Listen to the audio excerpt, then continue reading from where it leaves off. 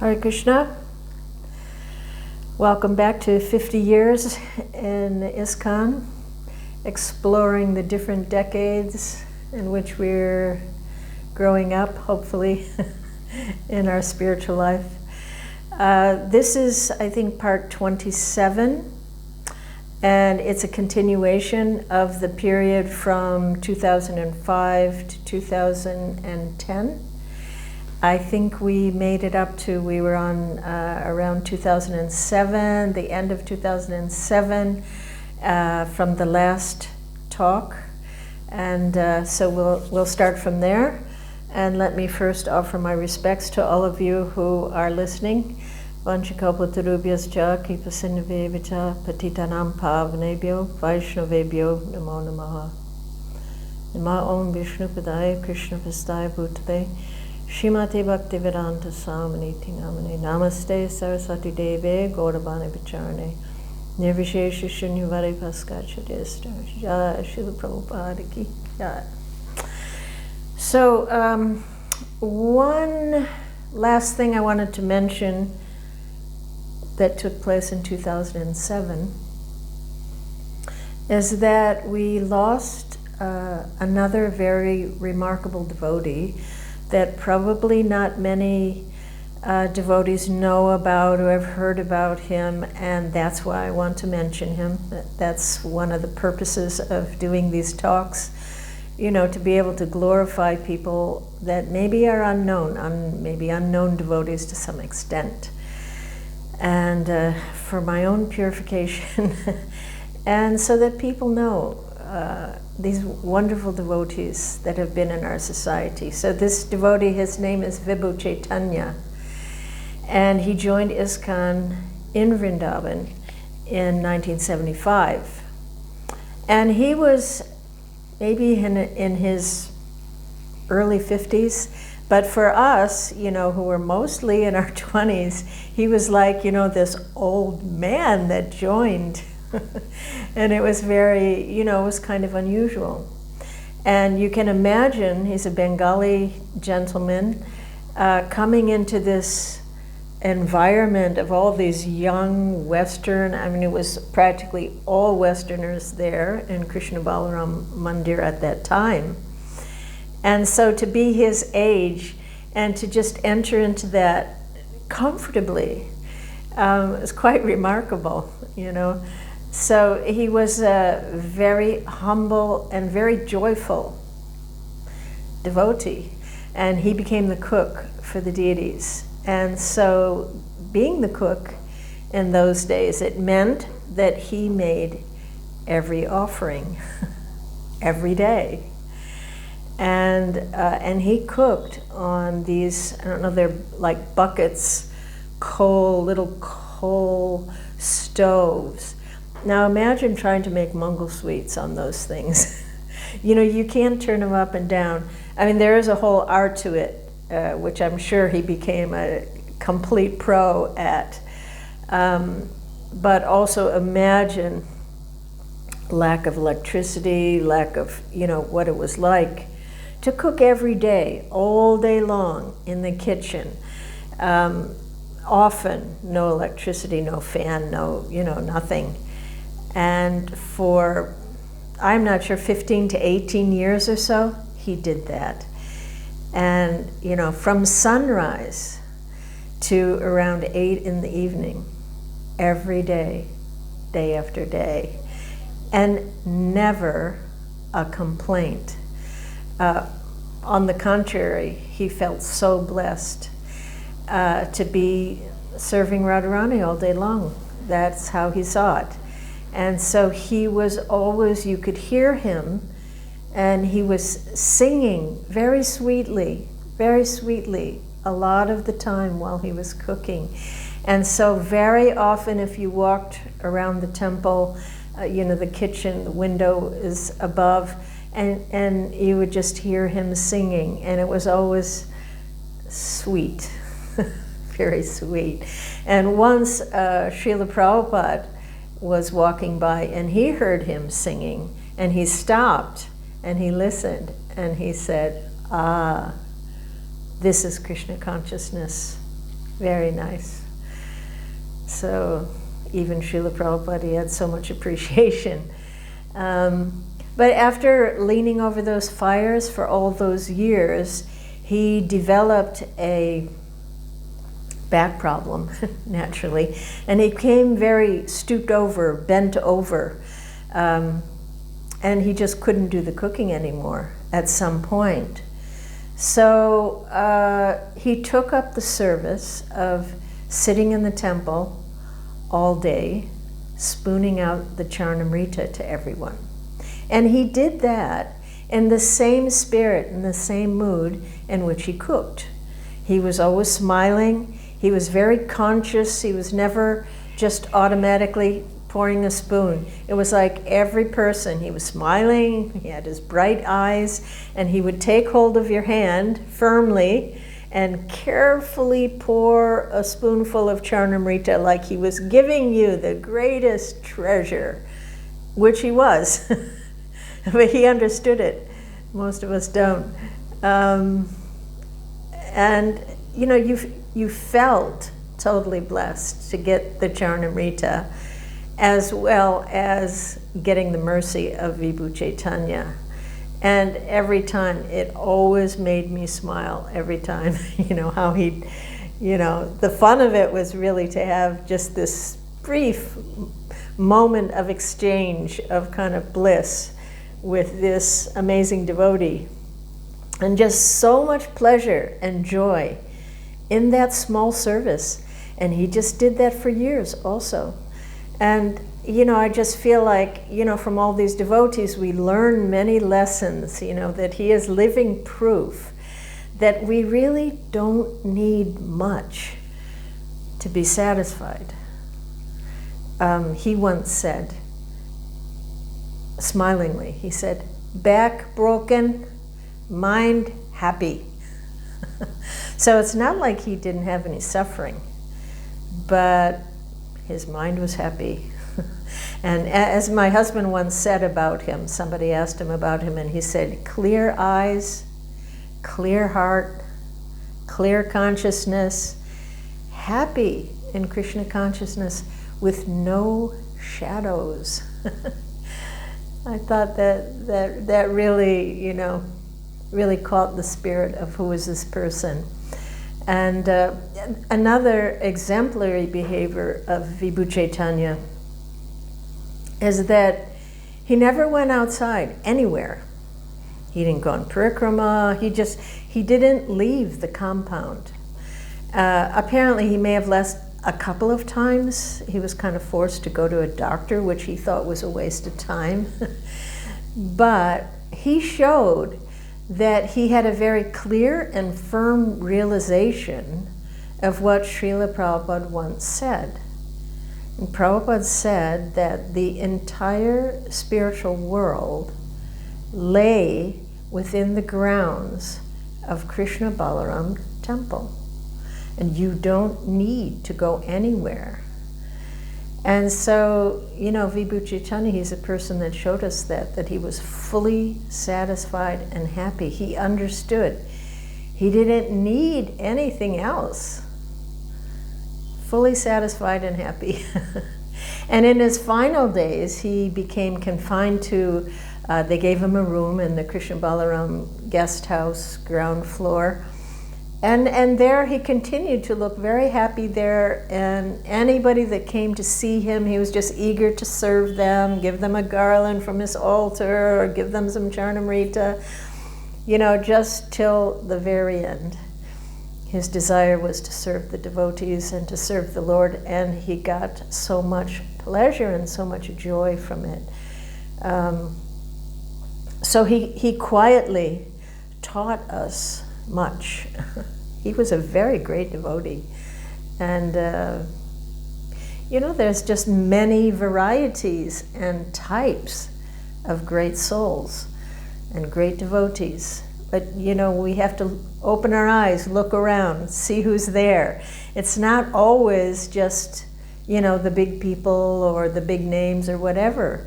You know, there are extraordinary devotees all over, but sometimes we just don't have our eyes open enough to appreciate and to take advantage. Unfortunately, I've been finding that out so much recently that, you know, many devotees departing this world, and then you hear their glories, and you hear about services that they did, you know, maybe quietly in the background, whatever, and you just think, oh my gosh, I didn't know. I never even paid attention to that devotee, you know, and it's very humbling, you know. But to, you know, be personalists, which is what we're aspiring for, you know, we really have to see the people around us, see who they are, appreciate them. Or, you know, on the other side, there's a lot of people that are suffering and need association. So, you know, just opening our eyes to one another, not just becoming mechanical about things, you know. So some lessons there from our dear Vibhu Chaitanya Prabhu. So moving on to 2008, around this time, my husband had a brilliant inspiration. Some years prior to this, a man had donated a multi-story building in South Calcutta, very valuable place. And Hariswari had this idea to utilize a major portion of this building to create a Vaishnava library, an academic research center, and a manuscript preservation facility, along with a guest house. I think that idea maybe came later. But the reason my husband came up with this is because he was aware that this idea, it actually came from Srila Prabhupada. As far back as 1972, Prabhupada had sent a letter to, I'm not sure who it was, but one of the leading devotees, and he expressed his desire to preserve the library that was at, well, it used to be called Ula, now it's Birnagar, and it is the birth site of Srila Bhaktivinoda Thakur. It's not far from Mayapur, it's about an hour away, a little bit over an hour. And there were all the original writings of Srila Bhaktivinoda Thakur were stored there. So Prabhupada asked, later he asked Yadubar if he could go and photograph, page by page, all the manuscripts in the possession of Lalit Prasad Thakur, who is the brother of Srila Bhaktisiddhanta Saraswati Thakur. He said, before it's too late, you must go do this before it's too late, because the pages are in very decrepit condition, so you should request Lalit Prasad if we can take care of them by treating them against insects and storing them in a tight and dry storage place, and where they can be preserved for future generations of Vaishnavas, to see the actual handwriting and the words of such great saintly persons. So Prabhupada told more than one person, treat this matter very seriously and thoroughly, and take all precautions to protect this wonderful boon of literatures forever. And he said that these items are very, very priceless, and they are a great treasure house of Vaishnava lore. So be careful in the matter and take all precautions to guard them. That he said to Achyutananda Swami.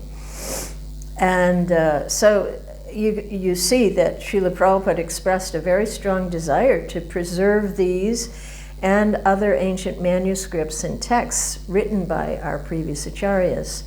And in fact, he even allocated BBT money for this purpose. And that was an indication of just how important it was to him, because Prabhupada very rarely diverted any of BBT funds to anything other than printing books.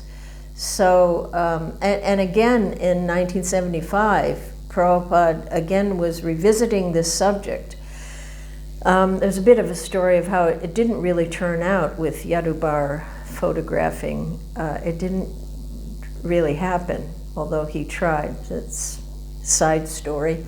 I won't go there. But Prabhupada was talking with Ravindra Sarup and some other scholarly devotees, and they were discussing that there was going to be, the possibility of opening a Vedic university in Mayapur. Imagine Prabhupada, Mayapur at that time, there's nothing. And Prabhupada's envisioning a university here. His vision was so broad, so vast, just amazing. So he was discussing, and he said, if you want to have a university, then you must include a first-class library. And, later he also talked to some of the managers in Juhu, and he told them that you have to create a Vedic library for the temple there also. And he said it should contain all his books and those of the previous acharyas, and Upanishads, Puranas, and other bona fide spiritual texts. And he also mentioned that, extensive library and research facility should be there in the Temple of the Vedic Planetarium. So these are all Prabhupada's very clear desires, what he was envisioning and what needed to be done. Now, it's so many years later, but my husband, he knew about this, and that Prabhupada had this desire that clearly, this mission, this part of his mission was very close to his heart. So now, finally this idea would finally see the light of day in Calcutta. So I'm bringing all of this up because I don't think, again, I try to talk about things that I don't think devotees know so much about, that this was a very strong desire of Srila Prabhupada and how important it was to him. So future generations should be aware of this because they will have to continue this work. This is a big, vast work. And to protect all of these manuscripts, this is a big job, So people in the future will have to be dedicated to these things, And Prabhupada had such a big vision, and Harisori was aware of this. So he made a proposal to the management, Mayapur management, about making a library in the Calcutta building, and he volunteered to head up that project. So it took some time, but finally in, I think, late 2008, what came to be known as, we call it the BRC, but it's Bhaktivedanta Research Center. And so it was officially approved as an ISKCON Mayapur affiliated project. And so the required space was allocated for the library and research purposes. And then later, 2009, Jayapataka Maharaj and Bhakti True Maharaj, they spearheaded a formal, really elaborate inauguration, recognizing its potential and blessing its vision as an integral part of ISKCON's future. So my husband really threw himself, he's not a person that, ever dealt with manuscripts or did any of these kind of things, but he just knew it's important. So he just threw himself into it and learned whatever he had to learn in order to unfold things, So this would begin, he would be spending a lot of time in Calcutta for the next many years. Maybe half of his time he would go back and forth. So, because at first there was so much work to be done just to fix the building, and huge funds were needed to be collected, and that kind of fell to Harisori to do. And, so then a team, very serious team of devotees gradually came together. Pranava Prabhu was always from the onset very much, he's, an academic with all the credentials and all the knowledge of how to go about, establishing this library. Also Achyuta Prabhu and many others really dedicated their time and their skills to setting everything up, to collecting manuscripts and filling up the library, and they quickly built an impressive library. So I think it's something that a lot of people don't know about, so I'm going on about it because it is important.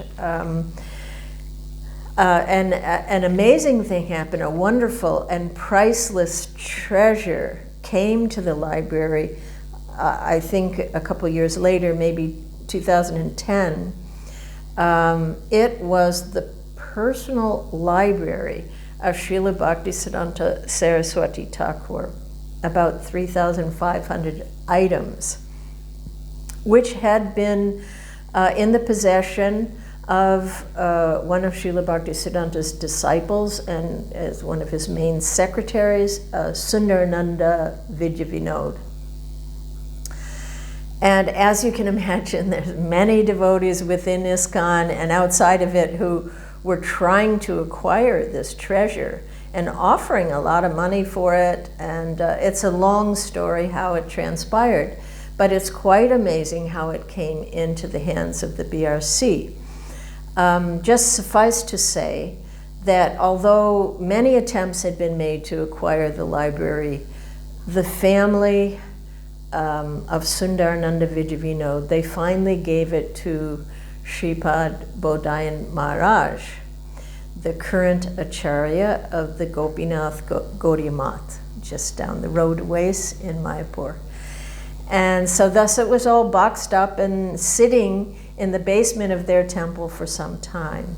So eventually Pranava Prabhu and my husband, they decided, why don't we just go and ask him if he'll let us take it and take care of it. Now we have a library, we could take care of it, So, they figured it's really a long shot to go and ask him such a brazen idea, but what's the harm in asking? So they went, they discussed with Bodhayan Maharaj, and wonderfully he accepted that, this is Mahaprabhu's arrangement, that he'd been thinking he didn't have the facility to care for this treasure, and it was his responsibility now to see that it was cared for. So although there were probably many who would not be happy with his decision, he made an agreement to hand it all over to the BRC, where it would be preserved and protected and utilized properly. They wrote up everything very carefully, and they made a signed agreement that the BRC would have the permanent custody of this library. And Bodhayan Maharaj set the earliest auspicious date for the pickup, because they all wanted to do it very quickly before there was opposition, which, there would be. But anyway, so this collection came to the BRC. So I'm mentioning this because if anybody is passing through Calcutta, they should certainly take the time to peruse some of these, because this collection, it includes so many rare and valuable books.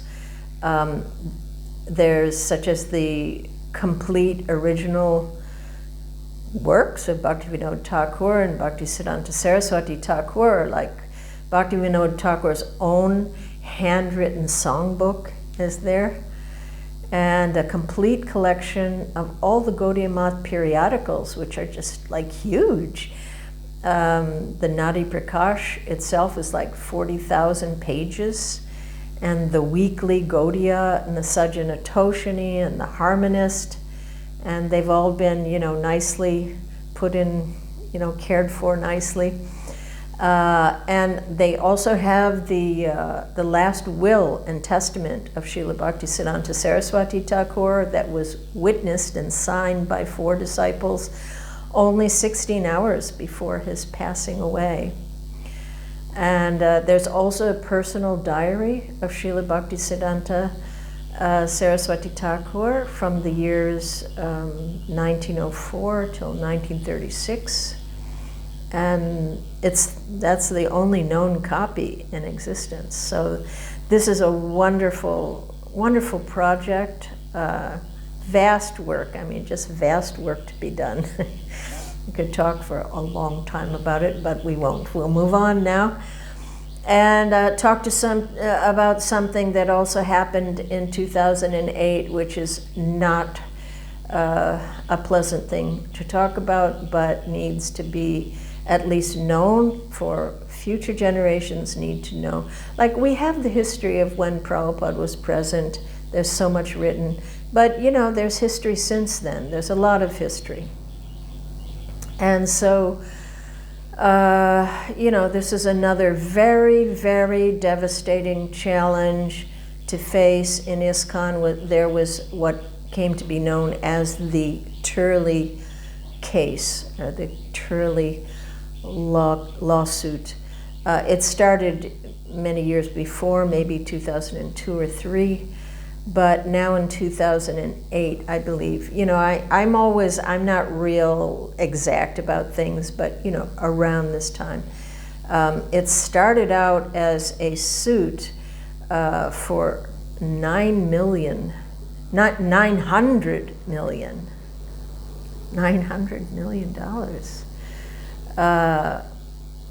There's different figures given in different places, but it seems to be that was initially. And this was filed in a Texas state court by the alleged victims of abuse in ISKCON boarding schools. The numbers of how many were involved in that, it also varies, so I can't really say. But of course, this amount of money was far more than all of ISKCON was worth. So this could have been the end of the movement. So you imagine the seriousness of what happened and the seriousness of what this case could do. Both things. Now, because I was really not involved and didn't know so much about it at this time, I cannot speak about it too much. I will speak about these kind of topics later when there was other things that I knew about personally, was involved in. But I can just briefly say that from what I understand, it was understood that if this went to trial, this case went to trial, everyone would lose except for the lawyers. And many years would be lost. And it would destroy the movement. And would it actually help those who had suffered? So these were big questions, you know. So it was decided that to file bankruptcy. And I mean, to my understanding, this is the reason being that in this way, the case would go directly to a judge and who would decide on the case. And he would be able to judge what ISKCON could actually afford. And it would also give time to allow, if there were more kids who were not on the case, allow them time to participate. And it was understood that it would be much more likely for them to actually receive funds at the end of it all. So it seemed that this strategy would provide the maximum help and be fair, more or less, for ISKCON. So eventually, in 2008, there was a settlement. And again, you know, I'd have to really research it to know the figures vary as to what the end result was. But it was doable, it was done. And I can't I don't know the actual result of it, like how did people feel about it, and I don't know. But these are things histories that future generations should be very aware of, the very, very serious challenges and the very, very difficult things that came about in the early days. And, but, suffice to say that all of this, coming to light was just the most harrowing and heart-wrenching experience for all of ISKCON. And, it took a lot of commitment and dedication and money worldwide to work towards this final settlement. And fortunately, everyone did work together to do that, to make it happen. So at this point, I won't say more about that particular topic. I will later. But then we're moving on to 2009. And again, I think, it could be 2008, it could be 2010. I'm not really good with time, especially as I get older, but it all becomes kind of a blur. But it seems around this time there was a big change of the Mayapur Master Plan.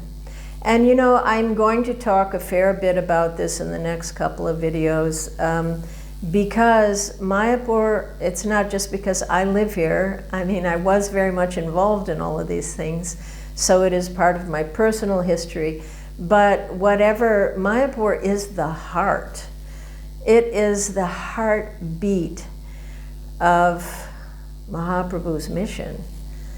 It is to me, and I don't say it sentimentally, I say it from reading in the books, the most important place in the universe. And so whatever goes on, it's just like whatever's happening in the heart, it affects the rest of the body. And you can't have a healthy body without a healthy heart. So I feel it's relevant for everyone that's part of this mission to understand a bit about the histories of what's gone on in Mayapur and what is happening in Mayapur. It is relevant to everybody, not just, because I lived here and whatever. So hopefully it won't be boring for you, but I will talk about these things now for a while. So there was a change. There was a change of the Mayapur Master Plan. Now for years, a team had been working. I mean, the history of master planning for Mayapur, you could write a book about it. There's been so many over the years, the first plan, the second plan. But now for many years, there had been one team and professional people working for quite a long time, years, on an extensive, the temple itself, but an extensive city plan. And over the years, it had grown in complexity and costs. And, it was starting to feel like, God, how is this going to be affordable? But the real problem, as I understand it, was the land issues of the time. That it seemed that this was an insurmountable problem, that we could not get access to the land we needed, which was designated as the place where all of this was going to be, a huge area. And it seemed insurmountable. It's interesting because not really insurmountable, because now we do have access to that. But anyway, at that time it was. And how and when they would ever get permission to build it became really a big question mark. How is this going to start? And there was a real concern that if this was not started in our lifetime, the Prabhupada disciples' lifetime, then perhaps it would never happen. There wouldn't be the commitment to do it.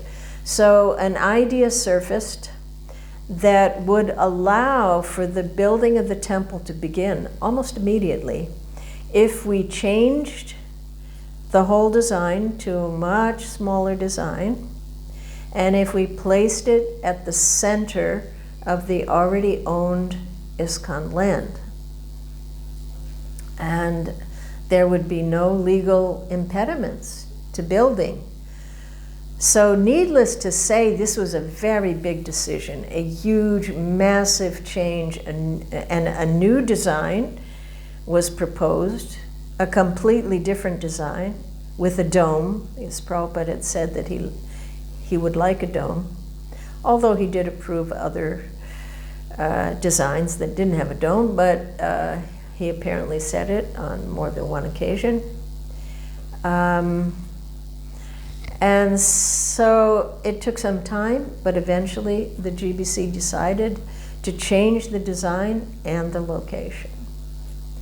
And Ambarish, who, Ambarish Prabhu, the famous Ford man, who would be providing the bulk of the funds, he was very fixed in this new concept and really happy about it. Something that they could start right away and that they could do in his lifetime. And this was like a mission for him. Prabhupada had asked him to build the temple. And rightfully he said, Prabhupada didn't ask me to build a city, he asked me to build the temple. So he was all for it, all for it. And many were. And of course there were widely varying views about this, such a big thing. So naturally people had different opinions about it. My husband and many others, they felt that it was truly a divine inspiration, and they were very happy that it would now allow them to just push forward immediately. And, naturally we all have our opinions. Personally, I was extremely disappointed for a number of reasons. The former plan, it had been designed according to, Vedic architecture and Vastu, and, it was unique. It was unique.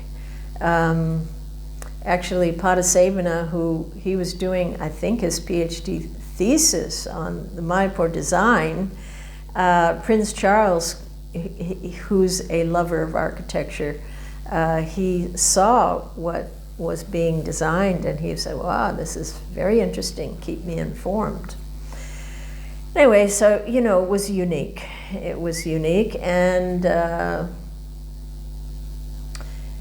was going to be made in all sandstone, and I assume marble, which, to me, that lasts a long time and is beautiful. But most importantly, to me, because I was working with the MCS, and, the previous design, it included the entire city plan. It wasn't just temple design. So now all the focus would just be turned exclusively to the TOVP, as it came to be known, TOVP building, and the city planning would not really be included in the future discussions, which did turn out to be problematic to this day. And, also just the tremendous waste of hundreds of thousands of dollars, put into the plan that was actually finished, more or less. So, yeah, those are my feelings. But another issue for me, which I will raise, despite it being somewhat contentious, is the way that this change was orchestrated.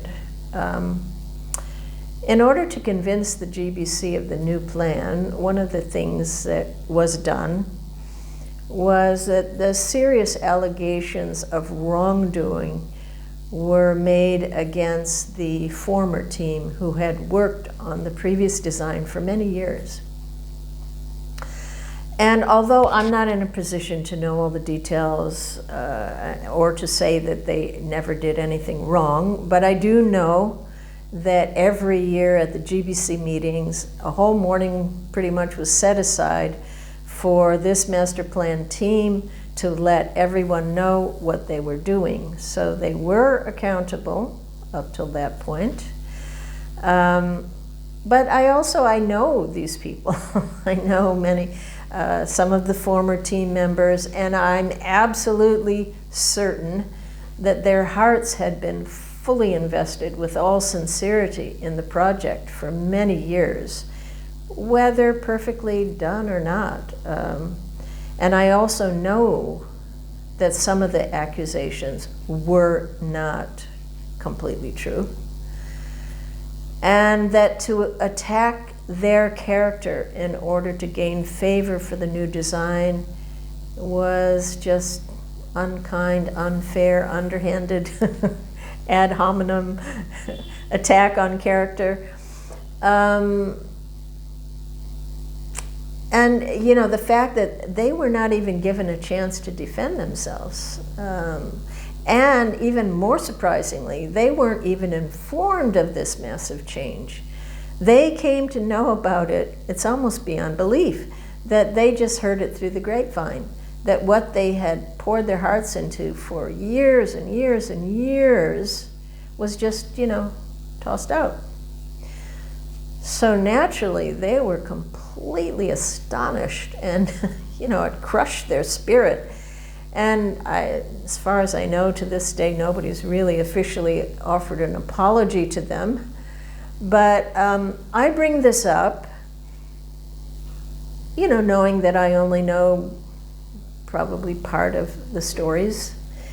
But I bring it up not to be political or to, shed a bad light, but because I've seen this sort of thing occur many times over in the years, and I have experienced it also myself. And in many big and small ways, this has happened to countless devotees in the course of service.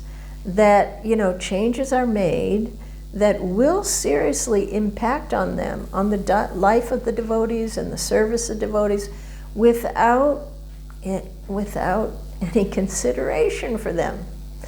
And, you know, of course I understand with such huge projects and huge money, there is bound to be politics. There's almost no way around it.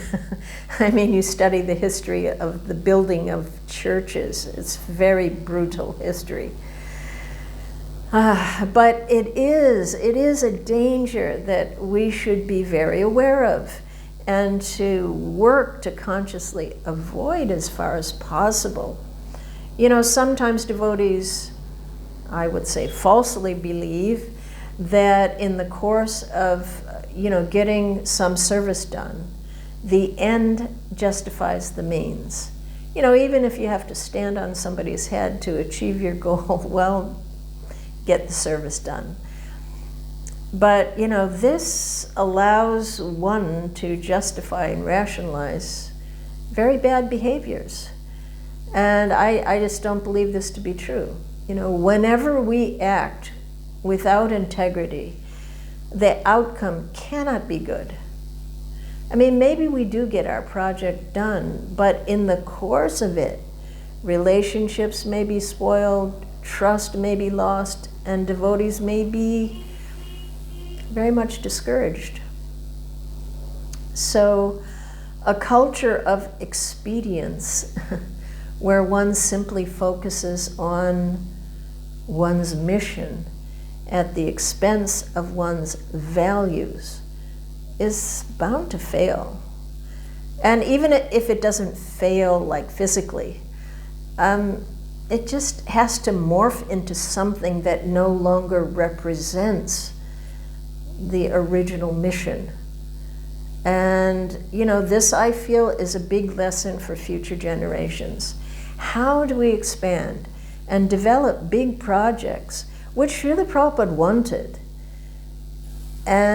But how do we do that? And at the same time, care for the devotees, keep our integrity, give everyone a voice, act with openness and honesty like Vaishnavas. I believe it's possible. I do believe that. Otherwise, what is the point of it all if we cannot walk our talk? What is the point, So anyway, I'm bringing these things up, but despite these points, I fully accept that this plan won out. So, Mahaprabhu has sanctioned it. And I'm not saying any of this as a criticism of the change in direction. I accept that Lord Chaitanya has allowed for this change, and the fact that it did allow for things to progress very rapidly after that, which was very exciting and inspiring for many devotees.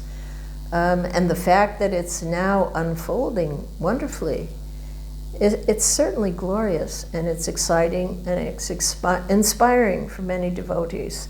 But I'm only pointing out the sometimes unseen part, the underbelly that is often beneath the surface of our projects, which often causes pain and disappointment.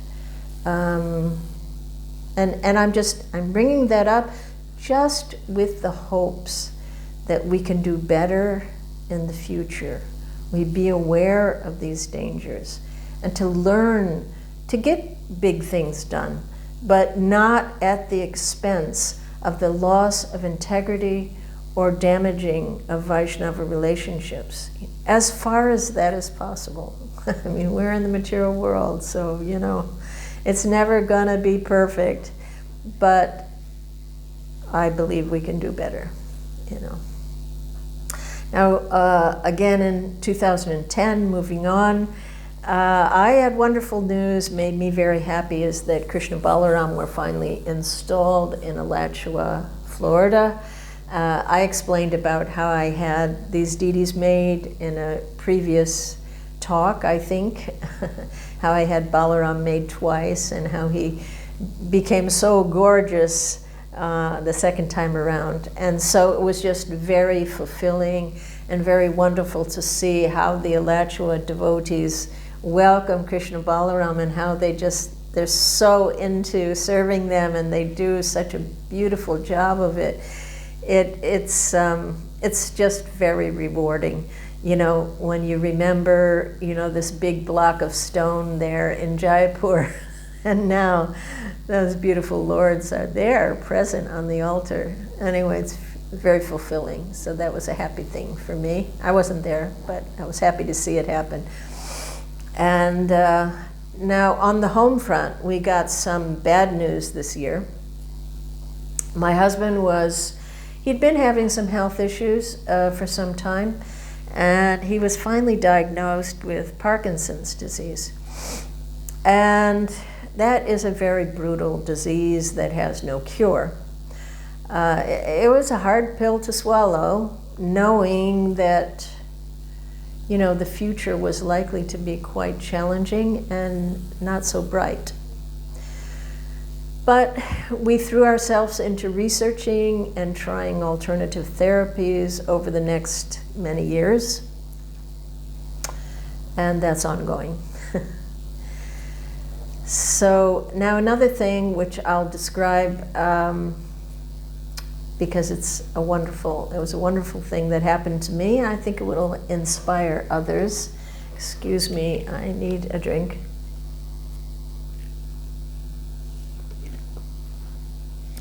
And this is the story of my mother's departure from this world.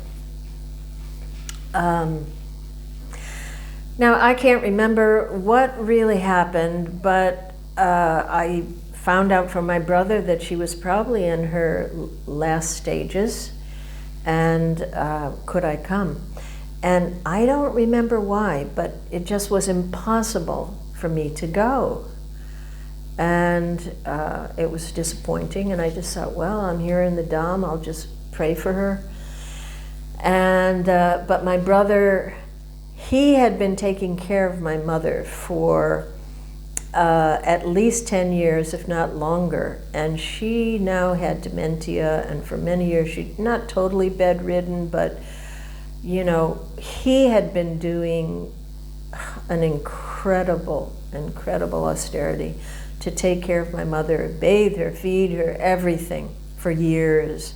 A big strain on his family, and, you know, but he was completely committed to doing that. And so my brother, you know, he said, well, if you can't come, then just tell me what should I do to represent you. You know, how can I be you? And so I thought about it, and someone told me that there's something that they sell at Krishna.com. I don't know if that's still available. I think it's the most fantastic thing that everyone should have in their home. We never know when we're going to die, or anybody's going to die around us. And so it's called a spiritual emergency kit. And it has everything you would want at the time of death.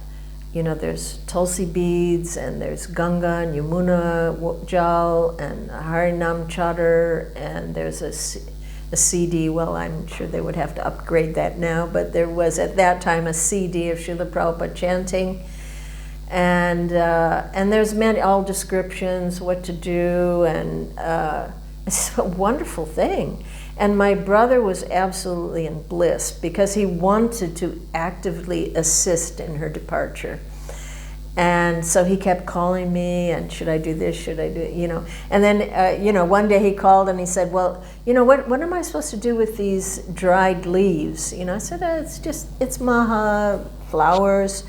You know, just sprinkle it around her bed or something, you know. And then a little while later, he calls me back and he said, no, you know what I did? I put the, on the, you know, when you have an oil burner and you put the oil in water and then there's a candle underneath. So he said, I put the flowers in the water, and when I burned it, the smell came out. And that's really good, right? It's even better. I was like, yeah. I was just amazed at how he was just trying so hard to just do everything he could. And is just so sincere. And, you know, he once told me that, he said, you know, I'm kind of jealous of you. And also, he had a number of other friends that were in different spiritual groups. And he said, you know, all of you like found your path, you know, and you know what you're supposed to do, and you have your practice and everything. He said, but I never really found my path. And you know, so I've just decided that my path is just to be a good person. And he was, you know, he really tried hard at that. And so taking care of my mother was like his sadhana, like through thick and thin. He was serious about it. And so he did things like he said he found all the words to the songs, you know, spiritual songs that George Harrison had written. And he was playing his guitar and singing those songs to my mom, and he would chant to her. And then one day he called and he said, you know, I'm a pretend devotee. You know, aren't there any real devotees nearby here that could come over and chant? And so I thought, oh, that would be nice, but I didn't know anybody at that time in Portland, so I called Mukya, temple president in Alachua, and she had previously lived in Portland. And so I asked her, is there anybody there? So she called some people she knew, and they were just two or three householder couples, you know, just people that are working, but, you know, devotees. And they decided that they would go over there. I mean, I thought, oh gosh, I hope we have a lot of crazies and fanatical people, and I thought, oh, I hope they're like nice. And so as it turned out, my brother called and he said, oh my God, they came over, and it was like the angels, they just descended on our home, and they did this beautiful kirtan for a long, long time. and they brought prasadam. And he said that my mother hadn't, she wasn't not conscious. She wasn't doing anything. She was just laying, her eyes were closed, and she'd been this way for days. And he said she'd no movement, no nothing. And he said when they started the kirtan was going on, they saw that she was tapping, moving her foot in time with the music. And so, like, my brother was just over the moon, so was I. She was hearing it, she was relishing it, and how auspicious. And so my brother had Srila Prabhupada playing as time came closer all the time. And he said he went up into the attic and he found some old Back to Godhead magazines, and he cut out a picture of Prabhupada, and he put Prabhupada on my mother's heart and put her hands over the picture. And at the last moment, he just chanted in her ear, Hare Krishna, Krishna Krishna, with Prabhupada playing, and on her heart. Oh my God, it was, I was so happy. It was so, because my mom was a really, really nice person, a really good person, very tolerant. She never complained about me, so much to complain about, but never did, So she had an astonishingly auspicious Vaishnava departure. I mean, devotees hope for such a situation, So she got a lot of mercy. And she did always appreciate the devotees from the beginning. She respected and she had affection. So, that's some piety there, So I was very, very happy. And now, but not only that, now I understood why Krishna kept me away, why I couldn't go. Sometimes we think, as devotees, just Krishna's just acting in our lives. But, of course this is not true. And I could see that my brother's desire to be a good person and to serve his mother till the end, despite how difficult that was for him and his family, that Krishna, because he was so sincere in that practice, that Krishna arranged for him to follow his path of service to the highest degree that it's possible. In other words, to perfect his sadhana, his spiritual practice. Krishna allowed him that he could actually guide his mother back to Godhead, even though he didn't clearly understand the magnitude of what he was doing. So you see how Krishna is so kind. He truly blessed my brother and my mother. And if I had gone, it wouldn't have happened like that. I mean, I wouldn't have even done all the stuff my brother did. He was like a better devotee than me. And so now I understood why I was kept away. It was Krishna's reciprocation for my brother's sincere efforts. Now, one thing that happened is that after some days I called my brother and I asked about when I could get her ashes. Because I think I explained in one of my previous talks, I told about my father's departure and how I had taken his ashes to the Jamuna. And that when I explained about, what that was like to my mother, she said, "Oh, honey, will you do that for me too?" And yeah, sure, Mom. Just let Michael know, my brother. So I just naturally assumed it would happen. And so when I said this, when will I get the ashes, my brother, he suddenly got very angry, which was not really like him, but he was like in defense mode, And he's like, "You're not getting the ashes." And I was like, "What? She said she wanted me to do it. And he said, she said so many things. What do you know? You haven't even been part of this family for years.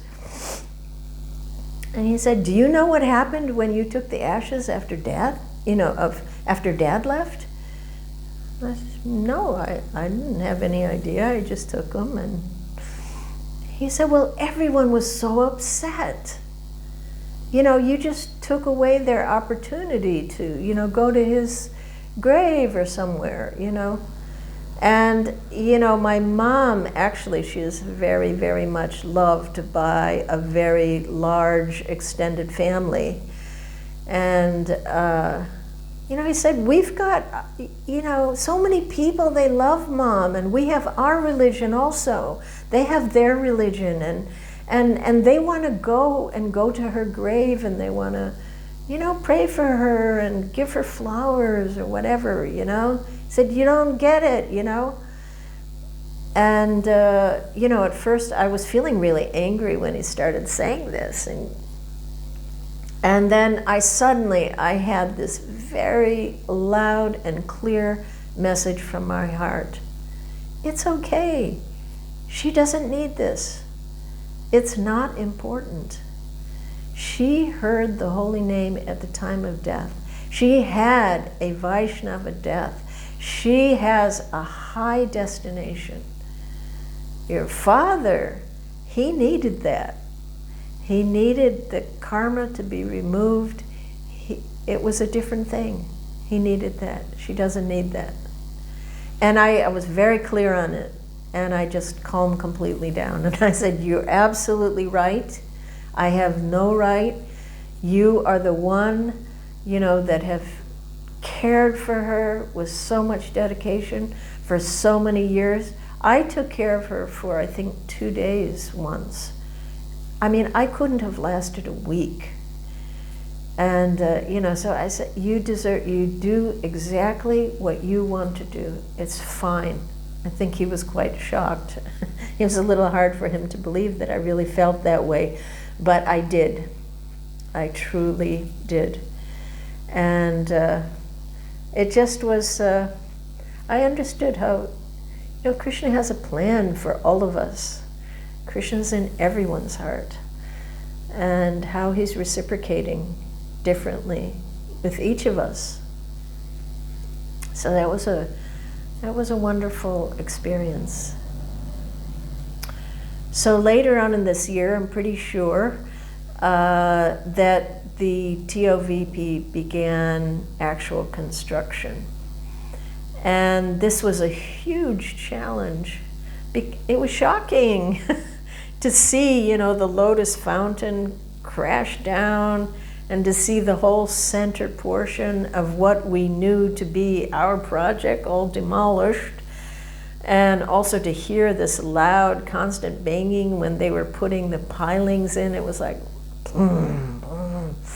It's like, oh, it was difficult. It was and it was heart-wrenching to see they had cut down all the bakul trees that were lining, that had been there for so long. It was a difficult change, but we understood, everyone understood it was necessary, but it was difficult, But there was a positive part of this was that the government agreed that there would be no more flooding in Mayapur while this construction was being started, because you imagine it just wouldn't, we couldn't do it.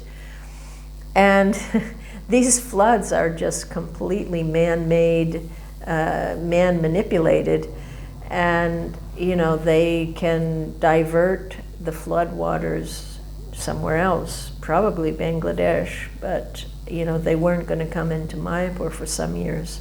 So that was quite a blessing and amazing that that was decided also.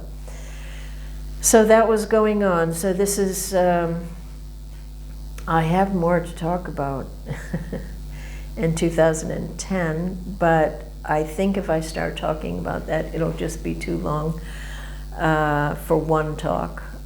So I will end here, and there'll be one more, another continuation of 2005 to 2010. So hopefully see you again shortly. Hare Krishna.